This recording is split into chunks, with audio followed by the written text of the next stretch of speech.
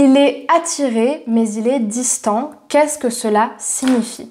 Bonjour à vous, j'espère que vous allez bien et bienvenue sur ma chaîne YouTube S'aimer plus, dans laquelle aujourd'hui je vais justement vous permettre et analyser avec vous de comprendre cette situation où vous êtes avec un homme avec qui vous parlez, qui vous dit et qui vous montre qu'il est attiré sur certains aspects, mais en même temps qui a un comportement très distant, et ça vous met en insécurité. Ça crée quelque chose de très ambivalent à l'intérieur de vous parce que vous ne savez pas justement est-ce qu'il est vraiment attiré, est-ce que ça signifie qu'il ne vous aime pas vraiment, bref, comment vous devez vous comporter avec lui. Je me présente, je m'appelle Chloé Mercart et je suis coach et psychopraticienne en programmation neurolinguistique et en hypnose ericksonienne. Et depuis 2019, j'accompagne les femmes qui souffrent de dépendance affective à s'en libérer en travaillant avec elles sur le renforcement de leur sécurité émotionnelle. Et d'ailleurs, vous allez voir le lien très important entre sa sécurité intérieure et les rencontres qu'on fait dans cette situation. Si vous n'êtes pas abonné à la chaîne YouTube, je vous invite à le faire maintenant en cliquant sur le bouton rouge s'abonner en bas à droite de cette vidéo et en activant la cloche des notifications pour recevoir tous les matins une prochaine vidéo à 8 h. Sachez que j'ai également mis en place et à votre disposition une formation offerte qui s'intitule « Incarner la femme sensationnelle, lumineuse et unique qui l'épousera » et qui se destine à toutes les femmes célibataires ou en relations qui sont tout le temps décevantes et qui se répètent à l'infini sans réellement durer, qui justement perdent confiance en elles au fur et à mesure du temps, qui commencent à se méfier des hommes et qui commencent à se dire si finalement elles vont réellement refaire leur vie et retrouver quelqu'un de sérieux. Et je vous propose justement un premier cheminement autour du coaching et de l'estime de soi pour répondre à cette problématique.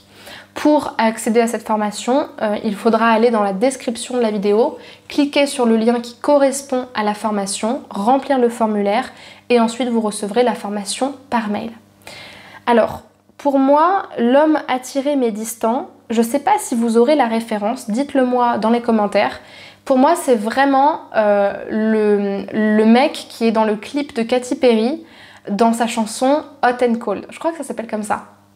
You're yes and you're no, you're hot and you're cold, you're in and you're out, you're down and you're down. C'est vraiment ça. Je ne sais pas si vous vous rappelez de la chanson, mais vous irez voir pendant que vous regardez cette vidéo. Allez sur le clip de Katy Perry, Hot and Cold, je suis sûre que c'est ça le titre.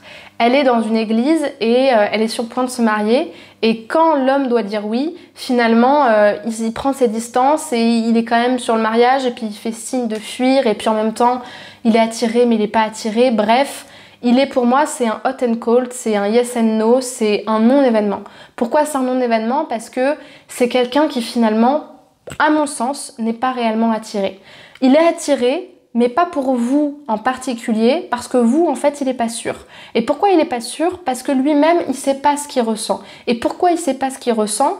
Parce que c'est quelqu'un qui n'est pas en contact de ses émotions, n'a généralement pas fait de travail intérieur, ce qui fait qu'en fait, il est très inconscient par rapport à ce dont il a besoin et il a une très très faible maturité émotionnelle, ce qui fait que s'engager dans une relation, soit c'est impossible, soit ça le bloque, soit il va le faire mais de manière complètement inconsciente et c'est quelqu'un qui typiquement est tout à fait capable d'être infidèle, pas par méchanceté, pas parce qu'il n'aime pas la personne, mais parce qu'en fait juste il se le représente même pas. C'est-à-dire que ses émotions et ses désirs, c'est quelque chose de complètement flou, c'est perdu dans l'univers et il se demande même pas ce qu'il est en train de faire.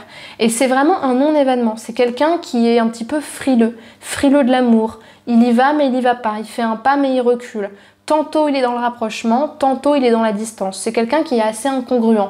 C'est ce qu'on pourrait appeler, pourquoi pas, ce serait à vérifier, mais un contre-dépendant affectif ou une blessure de rejet ou quelqu'un qui finalement a un attachement qui est anxieux évitant. Pourquoi? Parce que c'est une personne qui finalement très probablement a une difficulté à montrer sa vulnérabilité, à s'engager dans quelque chose, peut-être parce qu'il a peur d'être abandonné ou parce qu'il a peur de ne pas être aimé. Enfin, il y a plusieurs histoires qui peuvent être possibles, mais dans tous les cas, c'est quelqu'un qui n'est pas prêt à s'engager dans une relation. Moi, c'est ce que j'y vois réellement. C'est pour ça que ça signifie rien en particulier, si ce n'est que cette personne est dans l'insécurité et qu'elles ont peur d'être étouffées par la rencontre. Donc, qu'est-ce que vous pouvez faire dans cette situation? Vous pouvez essayer de lui laisser de l'espace et essayer de, ce que j'appelle, régler le problème sans lui en parler. Concrètement, ça veut dire prendre vos distances et lui montrer que vous n'allez pas le manger et en même temps vous n'allez pas l'attendre. Donc clairement, au bout d'un moment, je veux bien que tu aies peur de l'amour, mais c'est pas à moi de régler tes problèmes et à un moment donné, je vais pas t'attendre 1000 ans non plus parce que si tu veux pas me faire confiance, malheureusement c'est triste, mais c'est pas mon problème. Et vous n'êtes pas non plus là pour le convaincre. Parce que ça, ce serait prendre la posture du sauveur et ce serait justement commencer à jouer des jeux psychologiques avec lui qui ne seraient ni sains pour vous ni pour lui. S'il n'est pas convaincu, vous avez peu de chances qu'il le soit ensuite ou très très lentement. C'est un petit peu aussi, comme vous le savez, j'aime bien comparer le monde des affaires et le monde émotionnel et affectif. C'est ce que j'appelle un client mou. C'est quelqu'un qui va finalement pas vraiment vouloir travailler avec vous, mais qui va vous dire qu'il est intéressé. Quelqu'un qui finalement va vous dire que c'est intéressant ce que vous faites, mais qui va pas y aller. Ou qui va être particulièrement prenant d'énergie et de temps par rapport à ce qu'il vous apporte réellement. C'est quelqu'un qui en fait parle beaucoup, mais est très peu sûr de ce qu'il veut véritablement. En tout cas, ce qui est intéressant dans cette situation, pour moi, elle parle assez peu de vous. La seule chose qui va parler de vous, c'est les insécurités que ça va réveiller, ce qui est normal, forcément, quand on vit des choses comme ça réveille des blessures. Et les comportements que vous allez avoir, parce que ça peut être des comportements de compensation, des comportements qui peuvent être toxiques, parce que jouer des jeux psychologiques, c'est un comportement toxique, ou essayer de convaincre à outre mesure quelqu'un, voire de le manipuler, ou voire d'essayer de tirer quelque chose d'un homme qui finalement n'est pas capable de nous donner ce qu'on veut, c'est quelque chose de toxique. Ça va parler de vos insécurités. Ou alors de rester avec quelqu'un qui finalement n'est pas prêt de s'engager avec vous. Ça peut être aussi un comportement destructeur pour vous. Mais en soi, la situation, elle parle beaucoup plus de lui que de vous. Mais par contre, vous pouvez justement en profiter pour observer ce que ça vient réveiller chez vous en termes de peur, de croyance et voir quelle solution, quel comportement serait le plus juste et le meilleur pour vous à ce moment-là. J'espère que cette vidéo vous aura parlé. Si c'est le cas, laissez-moi un pouce vers le haut ainsi qu'un commentaire avec bienveillance si vous souhaitez que j'analyse votre situation, que je la lise, que j'en prenne connaissance ou si vous avez des questions. Et pour les personnes qui ont besoin d'être accompagnées, soit à travers des formations que j'ai réalisées, soit à travers des coachings que je propose en individuel sur plusieurs séances ou sur un accompagnement, eh bien je vous invite à prendre contact avec moi en cliquant sur le lien en description de la vidéo, le premier, en sélectionnant l'horaire qui vous correspond, en remplissant le formulaire, de telle manière à ce que je puisse vous recontacter, vous poser des questions sur votre problématique, sur vos objectifs, vous proposer une première séance pour que vous puissiez tester le coaching, en quoi ça vous permet de justement mettre en place des changements dans votre situation et voir si ça vous correspond. Et moi, ça me permettra de voir si vous avez besoin d'un suivi plus ou moins long et de quel type de suivi exactement. Avant de se laisser, je vous propose qu'on se rejoigne sur les réseaux sociaux, notamment sur Instagram et sur Spotify.